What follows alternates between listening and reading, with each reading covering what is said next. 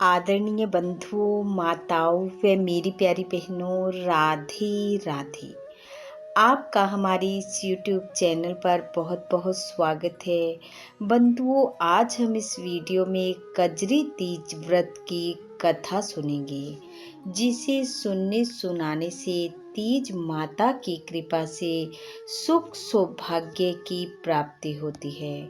कथा कहानी सुनने के बाद यदि आप हमारे चैनल पर नए हैं तो कृपया हमारे चैनल को सब्सक्राइब करें, बेल आइकन को प्रेस करें ताकि हमारी वीडियो की नोटिफिकेशन सबसे पहले आप तक पहुंचे। वीडियो को शेयर व लाइक भी जरूर करें। बंधुओं, हम साल में 4 बार तीज का त्योहार मनाते हैं, जो आखा तीज, हरियाली तीज, कजरी तीज और हरितालिका तीज के नाम से जाने जाते हैं।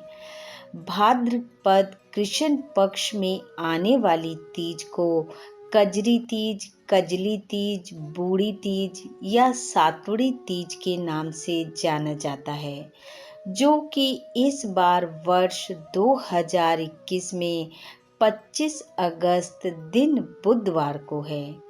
यह व्रत सुहागिन स्त्रियां अपने सुहाग की रक्षा व कुंवारी कन्याएं अपना मनचाहा वर प्राप्त करने के लिए रखती हैं।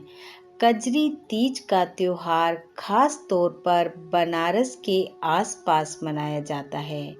इस दिन स्त्रियां नाव में बैठकर कजरी बाम के गीत गाती हैं। इस दिन नीमड़ी माता की पूजा की जाती है। सुहागिन स्त्रियां नीम के पास जाकर या जो नीम के वृक्ष के पास नहीं जाती हैं, वह घर पर ही नीम की टहनी लाकर उसकी पूजा करती हैं। कच्चे दूध और जल को मिलाकर नीमड़ी माता को सींचा जाता है। रोली मोली चावल से पूजा की जाती है।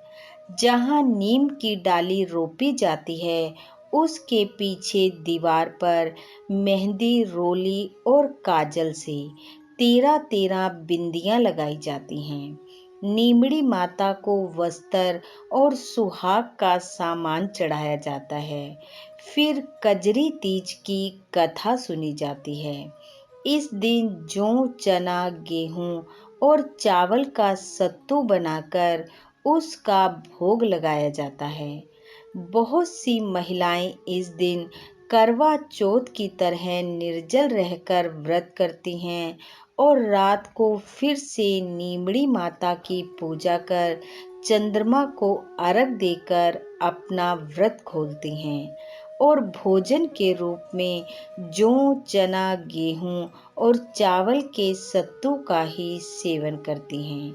तो आइए अब सुनते हैं कजरी तीज की कथा। कथा कहानी के अनुसार एक गांव में एक ब्राह्मण अपनी पत्नी व बच्चों के साथ रहता था। ब्राह्मण के आर्थिक हालात अच्छे नहीं थे। 2 वक्त की रोटी के लिए भी कई बार आटा दाल नहीं होता था।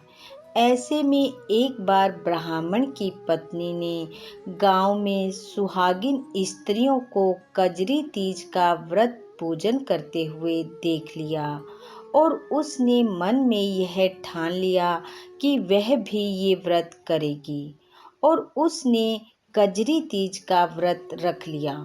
व्रत का पूजन तो उसने कर लिया, परंतु भोग लगाने के लिए और व्रत खोलने के लिए उसके पास जौ, चना, गेहूं, चावल किसी चीज का भी सत्तू नहीं था। ब्राह्मणी की ऐसी हालत देखकर ब्राह्मण सत्तू का इंतजाम करने निकल पड़ा। पैसे ब्राह्मण के पास थे नहीं कि वह सत्तू खरीद सके। आखिरकार ब्राह्मण एक बनिए की दुकान पर पहुंचा। उसने देखा कि बनिया सो रहा है। वह चुपचाप दुकान के अंदर गया और सत्तू एक थैली में भर लिया। अचानक बनिए की आंख खुल गई और वह चोर चोर कहकर चिल्लाने लगा और ब्राह्मण को पकड़कर बोला कि तू मेरी दुकान में चोरी की नीयत से आया है। तब ब्राह्मण ने हाथ जोड़कर कहा कि वह चोर नहीं है, वह केवल दुकान में सत्तू लेने आया है, क्योंकि उसकी पत्नी ने कजरी तीज का व्रत किया है और उसके पास सत्तू खरीदने के लिए पैसे नहीं हैं। उसकी पत्नी घर पर व्रती होकर भूखी प्यासी बैठी है। उससे यह देखा नहीं गया और वह सत्तू लेने उसकी दुकान में घुस गया।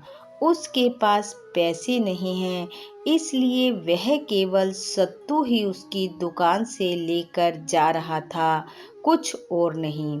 यह सुनकर बनिए की आंखें नम हो गई और उसने ब्राह्मण से कहा कि आज से तुम्हारी पत्नी मेरी धर्म की बहन है।